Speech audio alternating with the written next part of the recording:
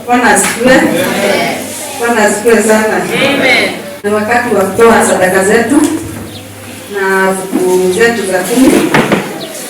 Kuna neno inatoka kwa Mhubiri 5, basi yake ni hivi: wewe ukimwekea Mungu nadhiri, usitawie kuiondoa, kwa kuwa yeye haviradhi na wakubavu.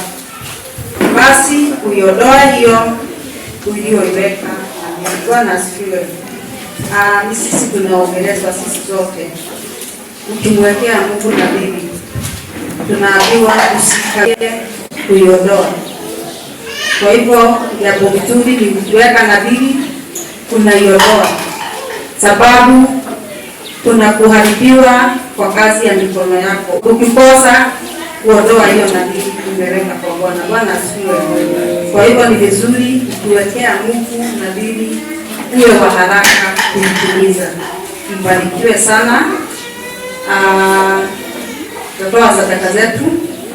Ningependa tuimbe worship pamoja, tutoa sadaka. Na ningependa tusimame.